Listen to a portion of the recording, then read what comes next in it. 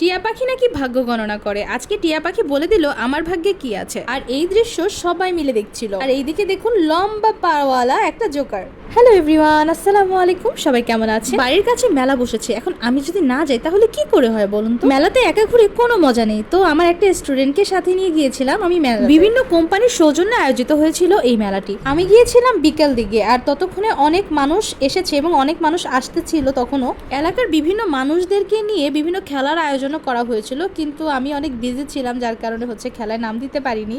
মেলায় ঢুকে আমি বেশ কয়েকটা লটারির টিকিট কিনে নিলাম, যদি লটারি লেগে যায়। যাই হোক, 2টা লটারি টিকিট কিনলে কিন্তু একটা করে কুমারিকা হেয়ার অয়েল ফ্রি দিচ্ছিল। প্রতিটি লটারি টিকিটের দাম মাত্র 20 টাকা, 2টা টিকিটের দাম মাত্র 40 টাকা হয়। আর কুমারিকা একটা হেয়ার অয়েলের দাম দেখলাম 65 টাকা, প্রায় 25 টাকার মতো লাভ হচ্ছে। লস নেই বললেই কথায় আছে না যে অতি লোভ ভালো না, ব্যাপারটা তেমনই হয়েছিল আমার সাথে।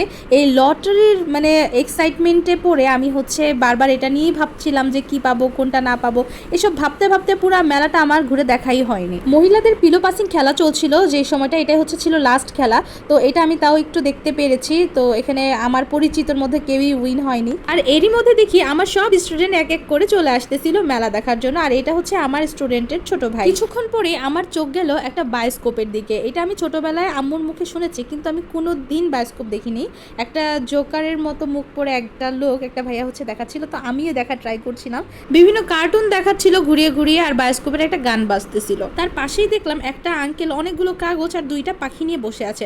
পরে শুনলাম এই টিয়া পাখি নাকি ভাগ্য গণনা করে, এটার ভিতরে নাকি অনেকের ভাগ্য সম্পর্কে লেখা আছে। তো ভাবলাম দেখি টিয়া পাখি দিয়ে আমি একটু আবার ভাগ্যটাকে পরখ করিয়ে নেওয়া যাক। এসব আমি একদমই বিলিভ করি না, জাস্ট মজার জন্য, কারণ আমরা মুসলিম। এগুলোতে হচ্ছে আমাদের বিলিভ করলে একদমই শিরক হয়ে যাবে। এইসব ভাগ্য হচ্ছে সবই আল্লাহ কর্তৃক নির্ধারিত, এইসব টিয়া পাখি দ্বারা কোনো ভাগ্য নির্ধারণ হয় না। তবুও হচ্ছে ভাবলাম একটু মজা করা যাক। এটা টিকিটের দাম ছিল 20 টাকা। এই কাগজগুলোতে সাধারণত ওইসব কথাই লেখা থাকে যা প্রতিটা মানুষের লাইফেই কিছু না কিছু ঘটে, বা সবার লাইফে এটা কমন একটা বিষয়। আমারটা দেখে দেখে আন্টি, মানে আমার একটা স্টুডেন্টের আম্মু, উনিও বললো যে উনিও দেখতে চায় ওনার ভাগ্যে কি আছে। ওনার কাগজেও হচ্ছে ছিল, আমার কাগজটাতে লেখা ছিল আমি যেন ধৈর্য ধরি, সামনে অনেক ভালো ফল পাবো। সবার লাইফে ধৈর্যটা মানে ধরলে সবাই ভালো ফল পাবে, এটা নর্মাল। আন্টিটিতেও অনেকটা এরকম কথাই লেখা ছিল যে ধৈর্য ধরলে ভবিষ্যতে অনেক বড় লোক হয়ে যাবে। এদিক দিয়ে ঘামতে ঘামতে হচ্ছে সাদা ড্রেস সব নষ্ট হয়ে যাচ্ছিল, যা গরম পড়েছিল বাবা কি বলবো। আমার ফোনের চার্জ শেষ হয়ে গিয়েছিল, তেমন কোথাও ঘুরতে যায়নি, আর গরম বেশি পড়েছিল দেখে আমি এক জায়গায় বসেছিলাম স্টেজের কাছেই, যে হচ্ছে একটু পরেই হচ্ছে অ্যানাউন্স করা হবে, হচ্ছে র্যাফেল ড্র অনুষ্ঠানটা হবে, দেখি কে কি পায়। খুব এক্সাইটমেন্ট কাজ করছিল। তো আশেপাশে ঘুরে দেখা হয়নি, এই জন্য অনেক কিছু আমি মিস করে গেছি। লটারিতে আমি কিছুই পাইনি, ব্যাড লাক। আজকে ভিডিও এই পর্যন্তই, টাটা।